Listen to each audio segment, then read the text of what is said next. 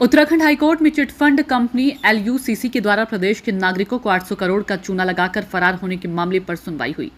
मामले की सुनवाई के बाद कोर्ट की खंडपीठ ने सीबीआई के अधिवक्ता से कहा है कि इसमें वे अपनी राय देने के साथ ही राज्य सरकार से कहा कि 2 सप्ताह में अपना जवाब पेश करें। मामले की सुनवाई के लिए 2 सप्ताह बाद की तिथि नियत की है। आपको बता दें कि ऋषिकेश निवासी आशुतोष ने जनहित याचिका दायर कर कहा कि एलयूसी नाम की एक चिटफंड कंपनी के द्वारा वर्ष 2021 में प्रदेश के कई जिलों में लोगों को कई तरह के प्रलोभन देने के उद्देश्य से अपना ऑफिस देहरादून, ऋषिकेश सहित पौड़ी में खुलवाए। उसके बाद स्थानीय लोगों को अपना एजेंट नियुक्त किया, जिनके माध्यम से एजेंटों को उनके करीबियों से कहा गया कि वे इस कंपनी में निवेश करें।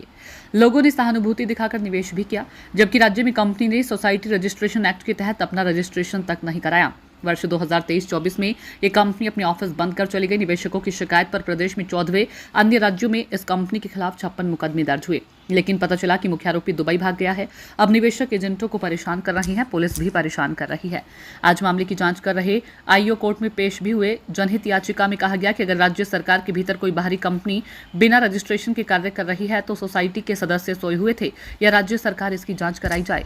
एक पीआईएल दाखिल करके जो एलयूसीसी नामक एक सोसाइटी जिसने उत्तराखंड में लगभग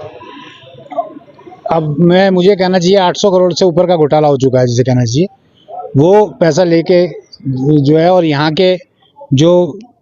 निवेशक थे जिनको उन्होंने एजेंट भी बनाया, उन लोगों के भी साथ फ्रॉड करके वो जा चुके हैं। और ये आज माननीय न्यायालय द्वारा जो आईओ थे, कंसर्न आईओ थे, उनको बुलाया था और माननीय न्यायालय के समक्ष जो आईओ द्वारा ये कहा गया कि जो मेन मुलजिम है समीर अग्रवाल, वो यहाँ दुबई जा चुके हैं और दुबई के बाद भी वो सेंट क्रिस्टोफर और क्या है नेविस जमैकन आइलैंड है, वहाँ पर हैं वो। और उन्होंने ये कहा कि चूंकि हम लोगों ने